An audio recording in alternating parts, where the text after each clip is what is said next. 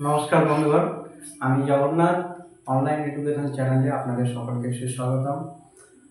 আমি 2022 সালের প্রাথমিক শিক্ষক নিয়োগের যে ইন্টারভিউ হয়েছিল সেখানে নিযুক্ত হয়েছি এবং 1019 র্যাঙ্ক করেছিলাম। তো আমি আমার যে ইন্টারভিউ অভিজ্ঞতা সেটা আপনাদের কাছে শেয়ার করব এবং আমি কি ডেমো দিয়েছিলাম সেটাও আপনাদেরকে দেখাবো। আশা রাখি আমার এই অভিজ্ঞতা এবং আমার যে ডেমো সেটা আপনাদের কিছুটা হলেও সহায়তা করবে এবং আপনারা যে ইন্টারভিউ দিতে চলেছেন সেখানে কিছুটা উপকারিতা রাখবে। নমস্কার, গুড মর্নিং ছোট্ট বন্ধুরা, ভালো আছো তোমরা সবাই? হ্যাঁ, আমিও খুব ভালো আছি। আসলে তোমাদেরকে দেখলে আমি ভালো হয়ে যাই, তাই না? আচ্ছা, আজকে দেখছি সবাই এসেছে। বাহ বাহ বাহ, বাহ। আচ্ছা বলো তো আজ কি তারিখ? হ্যাঁ, ঠিক বলেছো, আজ হচ্ছে 26 তারিখ, তাই তো? বাহ, খুব ভালো। আচ্ছা, আর তোমাদের শ্রেণীর নাম কি? কোন ক্লাস তোমাদের? হ্যাঁ, তোমাদের পঞ্চম শ্রেণী, তাই তো? বাহ। হ্যাঁ, কি বলছো তাপস? আজ পড়তে ভালো লাগছে না? কি করবে তাহলে আজকে তোমরা? এই গল্প শুনবে? আচ্ছা চলো, তোমাদের আজকে আমি গল্পই শোনাবো। রোজই তো আমরা পড়াশোনা করি। আচ্ছা আচ্ছা, আমাদের না একটা ছাগল ছিল, জানো তো? হ্যাঁ, ছাগল ছিল। আচ্ছা, ছাগলের ইংরেজি কি কে বলতে পারবে? বাবু বলো। হ্যাঁ, ঠিক বলেছো, ছাগল ইংরেজি গোট, GO হ্যাঁ AT। বা আচ্ছা রিয়া, তুমি বলো তো এখানে কয়টি ভাওয়েল রয়েছে? কয়টি ভাওয়েল আছে? দুটি। বাহ, ভেরি গুড। কি কি ভাওয়েল গুলো বলো? হ্যাঁ, সে বোর্ডে দেখিয়ে দাও দেখি। হ্যাঁ, ও আর এ, তাই তো? বাহ, খুব ভালো হয়েছে। আচ্ছা, এই যে ছাগল আমাদের ছিল, সেই ছাগলটি না একদিন প্রচন্ড খিদে পেয়েছে। তো আমার বাবা কি করেছে, ছাগলটিকে নিয়ে গিয়ে মাঠের মধ্যে বেঁধে দিয়েছে। ধরো এই একটা মাঠ, এই মাঠের মধ্যে ছাগলটাকে এখানটাতে বেঁধে দিয়েছে। এবার ছাগলটা কি হয়েছে, ছাগলটার যে দড়িটা, ধরো এটা হচ্ছে ছাগলটা, তো ছাগলটা এখানে এই যে দড়ি, এই দড়ি বেয়ে ঘুরে ঘুরে ঘুরে ঘুরে ঘুরে ঘুরে এখানকার যে সমস্ত ঘাস ছিল সব ঘাসগুলোকে খেয়ে নিয়েছে। এবার আমি যখন গেছি, আমি গিয়ে ছাগলটা যখন নিতে আসছি, গিয়ে দেখছি ছাগলটা এই যে জায়গাটা, এখান থেকে ঘুরে ঘুরে সব ঘাস তো খেয়ে নিয়েছে, দিয়ে এই জায়গার মধ্যে কোনো ঘাস নেই। আশেপাশে সব ঘাস আছে, এখানটায় সব ঘাস আছে, কিন্তু এখানটায় কোনো ঘাস নেই, দিয়ে একটা গোল অবস্থার সৃষ্টি হয়েছে। তো এই যে গোল হয়ে রয়েছে, এটাকে কি বলে জানো তোমরা? জানো তোমরা? জানো না তো? এটাকে বলা হয় বৃত্ত।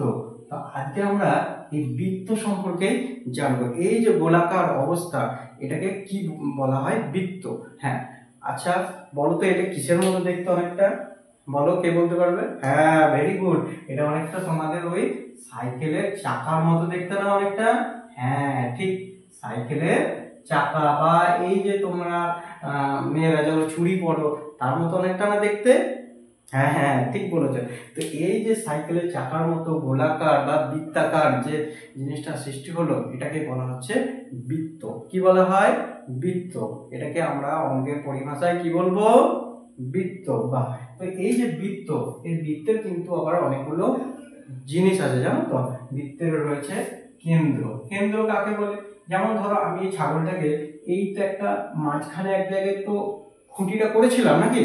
তো এই যে খুঁটিটা যেখানটাতে আমি ছাগলটাকে বেঁধেছিলাম সেটাকে বলা হয় কেন্দ্র। অর্থাৎ বৃত্তের মাঝখানে যে বিন্দুটা তাকে বলা হচ্ছে কেন্দ্র। মনে থাকবে, বৃত্তের মাঝখানের যে বিন্দুটা তাকে বলা হয় কেন্দ্র। এবং একে আমরা অন্য নাম দিয়ে দেখাতে পারি। ধরো আমরা এটাকে ও নাম দিলাম, তাহলে ও হয়ে গেল এখানে বৃত্তের কি হয়ে গেল? কেন্দ্র। হ্যাঁ তাপস, তুমি বলো কি বলছো? বৃত্ত কাকে বলে আরেকবার বলে দেবো?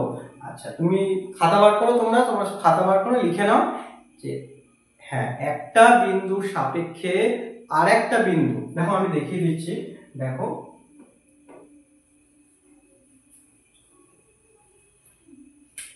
একটা বিন্দু, ধরো এটা একটা বিন্দু, একটা বিন্দুর সাপেক্ষে আর একটা বিন্দু সমান দূরত্ব বজায় রেখে, এই যে সমান দূরত্ব বজায় রেখে যখন এক পাক ঘুরে আসে তখন যে চিত্রাকার অবস্থার সৃষ্টি হয় তাকে বলা হয় বৃত্ত।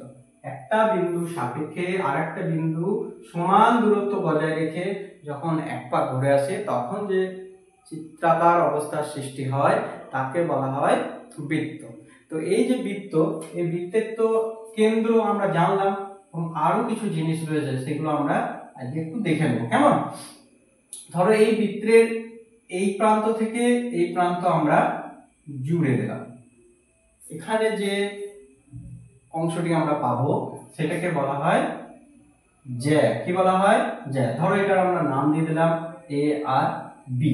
তাহলে এ বি হয়ে গেল আমাদের কি? হ্যাঁ, জ্যা। বা আর এটাকে আমরা কি বলেছিলাম? এটাকে কেন্দ্র। বা আমার মনে আছে লিখছি। আচ্ছা, এই যে ও, ও থেকে ধরো আমি এখানটাতে আমি এখানে জুড়ে দিলাম এই প্রান্তটা। হ্যাঁ, এইটাকে বলা হচ্ছে ব্যাসার্ধ। ধরো এখানে আমি নাম দিলাম সি। তাহলে কি হলো? এটা হলো ব্যাসার্ধ। ঠিক আছে, এটাকে বলা হয় ব্যাসার্ধ। আবার এই প্রান্তটাকে আমি আবার যদি এইটাকে একটু বাড়িয়ে দিই, তাহলে এখানটায় ধরো আমি নাম দিলাম ডি। তাহলে হয়ে গেল আমার ডিসি। তো এই ডি থেকে সি অবধি এই ডিসিটাকে বলা হবে আবার ব্যাস। আর ব্যাসের অর্ধেককে বলা হয় ব্যাসার্ধ। ব্যাসের অর্ধেক ব্যাসার্ধটা হয়ে যাবে ওসি। তাহলে ওসিটা হয়ে যাচ্ছে ব্যাসার্ধ। বা ডিওটাও কিন্তু হবে তোমাদের ব্যাসার্ধ। আবার ডিসিটা হয়ে যাবে তোমাদের ব্যাস। তাহলে আজকে আমরা বৃত্ত সম্পর্কে অনেক কিছুই জেনে নিলাম। কি তোমাদের গল্পটা কেমন লাগলো শুনতে? গল্পটা ভালো লেগেছে? ছাগলের গল্প। আর গল্পের মাধ্যমে দেখো আমরা বৃত্ত সম্পর্কে অনেক কিছুই জেনে নিলাম, তাই না? তো বৃত্ত সম্পর্কে আমরা জানলাম, বৃত্তের কেন্দ্র সম্পর্কে জানলাম, জ্যা সম্পর্কে জানলাম, ব্যাস সম্পর্কে জানলাম, আবার ব্যাসার্ধ সম্পর্কেও জানলাম। পরের দিন আমরা এই বৃত্ত সম্পর্কে আরো জানবো। আর এরকম দেখতে, বৃত্তের মতো দেখতে যে সব জিনিসগুলো আছে তোমরা খাতায় লেখো আর বাড়ি থেকে লিখে আনবে। ঠিক আছে? কেমন? আজ তাহলে এ পর্যন্তই, আবার কাল দেখা হবে। টাটা। তো বন্ধুরা, ভিডিওটা কেমন লাগলো অবশ্যই জানিও কমেন্টে। আর কেমন ভিডিও তোমাদের প্রয়োজন, আরও বিভিন্ন যে ডেমোগুলো তোমাদের প্রয়োজন আছে, অবশ্যই আমাকে কমেন্ট বক্সে জানিও। আমি চেষ্টা করব তোমাদের এই ভিডিওগুলো দেওয়ার। এখন তো ছুটি আছে, পুজোর ছুটিতে আমি ভিডিওগুলো দিয়ে তোমাদের সাহায্য করতে চাই। আর সাথে থেকেও চ্যানেলটিকে অবশ্যই সাবস্ক্রাইব করিও। ধন্যবাদ।